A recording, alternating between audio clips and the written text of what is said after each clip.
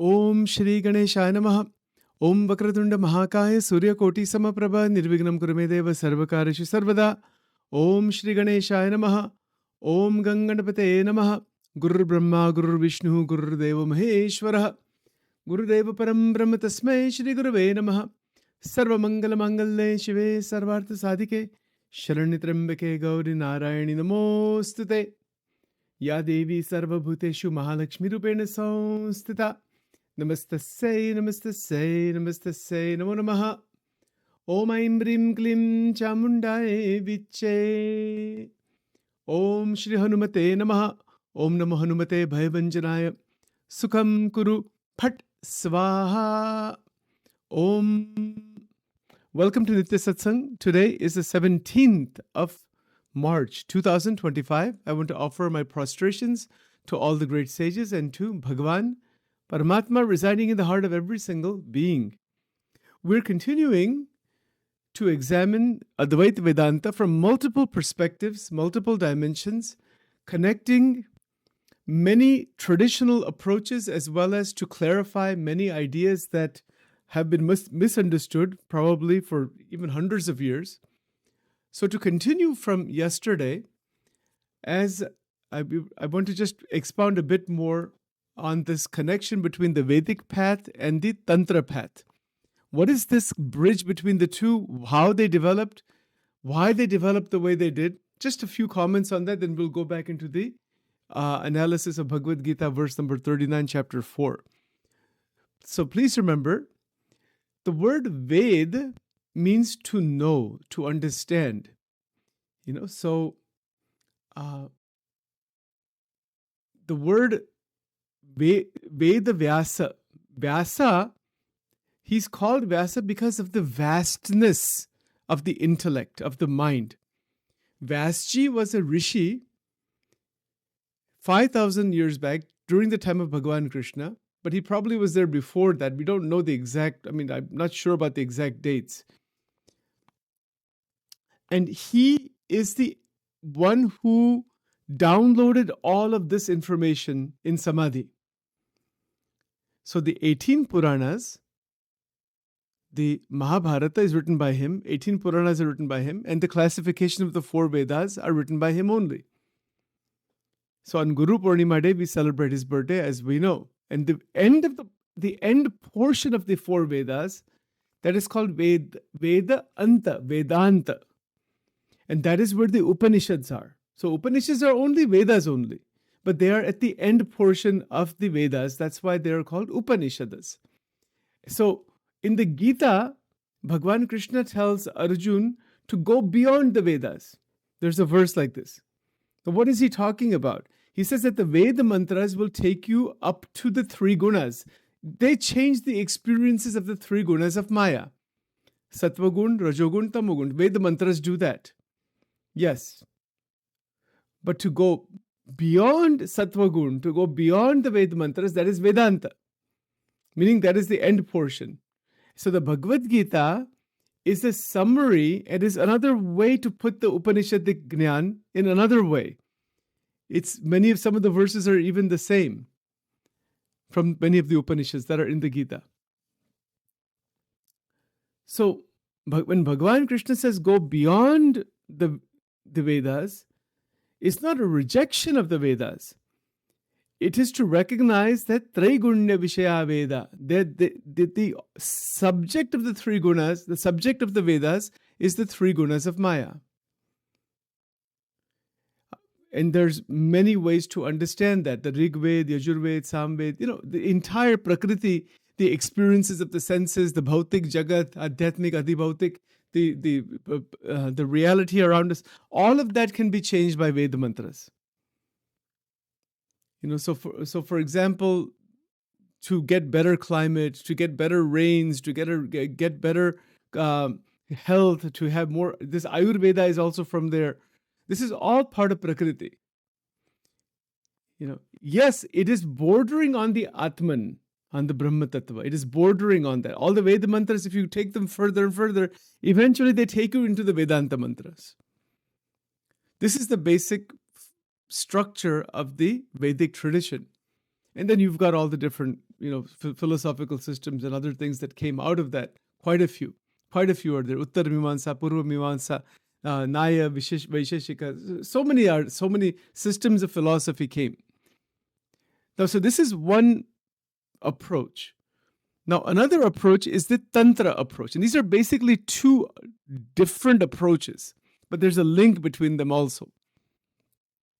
So Tantra approach is actually the adoration and glory of every experience of Prakriti. It is not about going beyond Prakriti or rejecting Prakriti or considering the world as an illusion, as Shankaracharya ji talked about.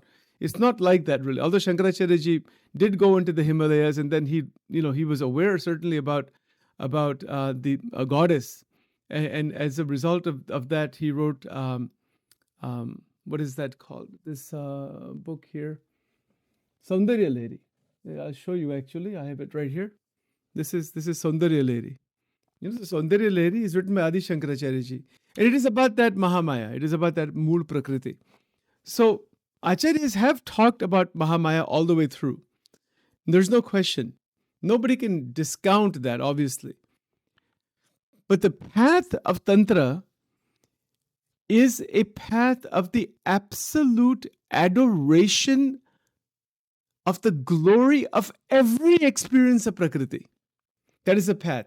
It does not consider the world as unreal, as Shankaracharya ji did. Now, who is right, who is wrong? Nobody's right and nobody's wrong. They're all right. If you're only in the Brahmic state, Brahma Satyam Jagat Mithya, Jagat hai hi nahi, Nirvikalpa Samadhi mein aap gaye, Brahma Darshan ho gaya, Brahma Swarup ban gaye, and you're not in this body, to koi Prakriti jaisa kuch hai hi nahi, in that sense. Or that Prakriti is the Brahman, as Ramakrishna Paramahansa said, Brahma Shakti Abhed. Brahma Satyam Jagat Satyam. So Tantra approach is the adoration of that Mahamaya, the experience of her glory, the feminine divine power.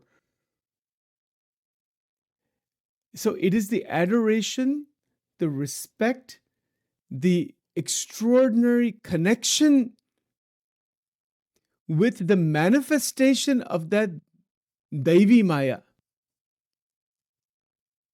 Isn't that something interesting? So in the Tantra, then there are two paths. There's the Vama Marg and the Dakshin Marg, left-handed path, right-handed path. Why is all this there? How did this develop? Let's backtrack a bit. It developed this way because human beings have all kinds of experiences in life, all kinds of desires. The Tantra rishis, these are different paramparas actually. They said, we want to experience and understand these experiences of the senses, and we want to discover where they're coming from, and we want to see if we can enhance the experience and what happens. It's all experimentation. I'll give you a simple example of what Tantra sadhana looks like. Take a rose. Just take one rose. You can do this actually. Try this. Tantra sadhana hai. Take one rose. You can maybe buy a dozen roses or 6 roses, half a dozen. Get them from the store somewhere. And make sure the body is clean. Tilak karna. Devi ki murti hai, wo rakhna. And have a small diya. Take a rose. Offer it to the Devi. Ya Devi Sarvabhuteshu Mahashakti Rupena Samsthita Namaste Namo Namaha. This is Tantra sadhana. Show you how to do this sadhana. Kaise karni hai sadhana? Offer that to her with the intention. Always have a sankalpa. When you're doing any kind of Devi upasana, which is Tantra upasana, there's always sankalpa. Sankalpa vina unki upasana hoti nahi. What is it that you want?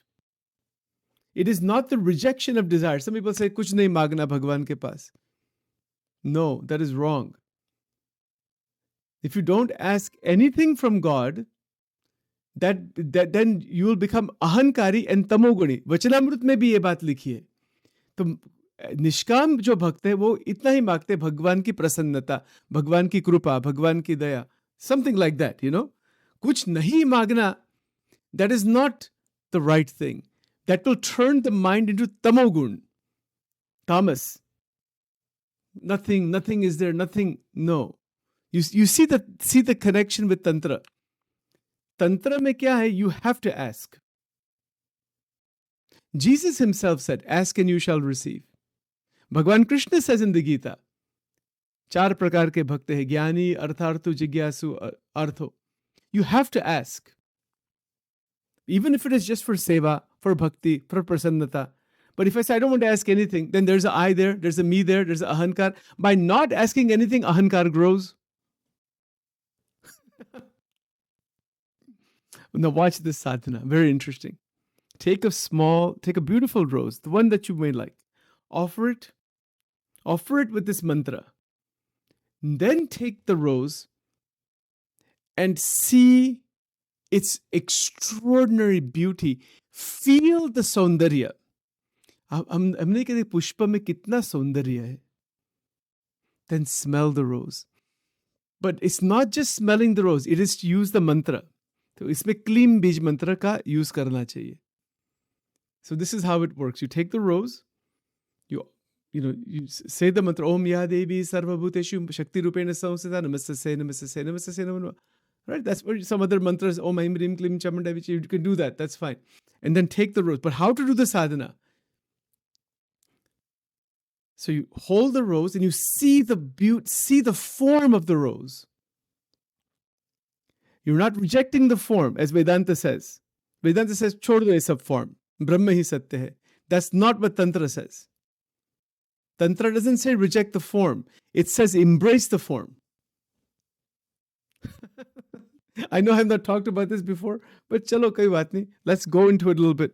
Embrace the form. So when you embrace the form, what are you doing? Yes, it exists. Why should you say it is unreal? You see, so this is the problem here. If you say that there is no form, koi aakar hi nahi hai, kuch nahi hai, to kya hai? Shunya. You wind up in nothing. तो ब्रह्म का दर्शन होना वो बहुत difficult बात है. And to see the rose as Brahman, that is the highest thing. But who can do that? So the rishis in ancient times, they said, don't worry about that Brahman that you're talking about.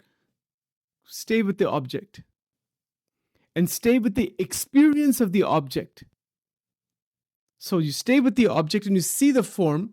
But then they said they also discovered, or it was revealed to them, the mantra that connects with the root of where the beauty comes from. So if Sachin says that this is a beautiful rose, it is not that the rose is beautiful. Not at all. You are that beauty, meaning that Shakti that is inside the brain, inside the mind, in the Kundalini, that Mahashakti that is running through the mind, body, senses, etc., that is the actual beauty, and it is reflected through the senses on the rose, and it is reflected back. It is called the recognition of beauty. Pratyabhigna hridayam, bada shastra hai, Tantra mein. Pratyabhigna means to recognize. It's not that the rose is neither beautiful nor not beautiful. It is just an object. It is actually that same Chaitanya Shakti. It is actually Brahman. It is actually consciousness. But the power of Maya is such, Sachin says, kitna sundar. So the Tantra masters said, why should you reject that experience? Why are you running away from that experience? But what to do with that? But then they also recognized a person is bound inside that experience, that this is a beautiful rose, this is an ugly rose. As soon as that judgment occurs, we are no longer in beauty. We are inside a distortion, or what Tantra will say, it is a contraction. It is sankoch. In Gujarati, we say sankoch. It is a contraction of the mind into the fragmented duality. And that is where the Gita actually is bridging right with Tantra. But isko abhi kya, who knows all these things, This is exactly what happens inside of us. We say somebody is ugly, somebody is fat, somebody is very attractive, somebody is this, somebody is that. Some object is nice, this house is very nice, this place is very dirty, this place is very clean. Yes, all of those divisions are there. So the approach is to start with the experience we have. Sachin says, this rose is beautiful, this rose is not so beautiful. All right. Well, start there. But don't be stuck there. Don't be stuck there. Start there. So this is beautiful. Stay with that experience of beauty and fragrance. And I take the fragrance and all that, the feel. This other rose is not. It's an old 3 to 4 day rose. It's been shriveled up. It doesn't have the same experience. Recognize that the experience is different. Of course, the experience is different. How can we say it is not different? If you're sitting in a $70,000 car, Mercedes-Benz or some high-level car versus a Toyota Corolla, isn't the experience different?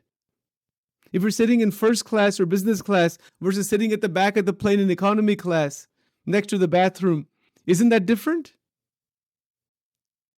Obviously the experiences are different. It would be ridiculous and foolish and agnani to say they're not different. They are different. Of course they're different. But, and this is the key, to be caught in that difference is to be bound inside limitation. To be freed from that difference is to tap into the original Saundarya, that is the Mahashakti, that is running through those differences.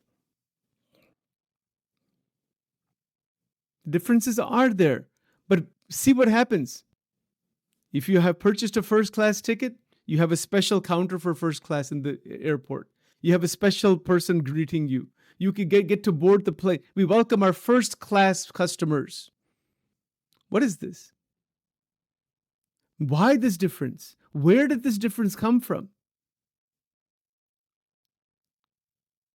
Sometimes we say, why all this is there? It is part of Prakriti.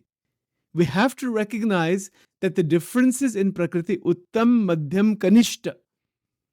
Uttam meaning highest category of the Panch Vishayas, highest experience giving, medium level and low level. Garada Pratham number 2 Vachanamrut. Abhi wo Vachanamrut ke samajhne ke liye, you have to understand this entire Tantra tradition to even begin to understand that one Vachanamrut. That these 3 levels of the Vishayas are present.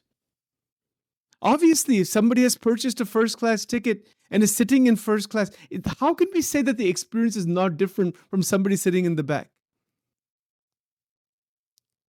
Obviously, there is a ahankar there, there's a status there, there's a position there. ये सब प्रकृति के अनुभव है. ये आत्मा की बात नहीं है कुछ इसमें. ये प्रकृति के अनुभव है और अनुभव किसको अनुभव होते हैं? आत्मा को. Now, the person is caught. This is where the Maya really grips the person. Oh, I only have a economy class. I cannot afford the first class. These people are rich. These people are powerful. These people are this. These people are that. They're something. The people sitting there, they think they're something. Ye sab ahankar, the ahankar, aham, it begins to expand. Wo bhi ek shakti hai. That is also divine power. Absolutely. There's no question about that. And that is the binding power of Mahamaya. The expression and the expansion of the individualized ego is also a power of Maya. In fact, it is the power of Maya, one of the main powers of Maya, Mahamaya.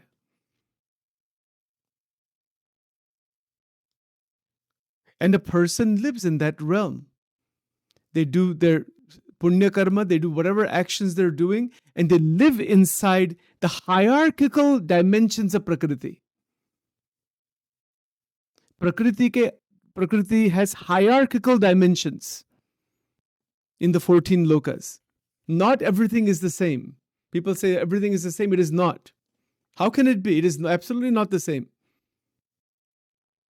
Anybody who says that everything is one in Prakriti, it is not true. The one is in Prakriti. Everything in Prakriti is not one. Not experientially, it is not one. How can we say it is one? Can we say that the taste of a banana is the same thing as the taste of an apple? How is it one? Absolutely not. It is not one by any standard. The experiences of Prakriti are unique. But there is oneness in them, and there is the one that is the substratum of all of those dancing forms. That is a different matter. But if I put a banana in my mouth, and I put a strawberry in my mouth, and I put a pineapple in my mouth, are they the one? Are they the same Brahman? If the Atma is realized, yes, that this is seen in the light of Brahman.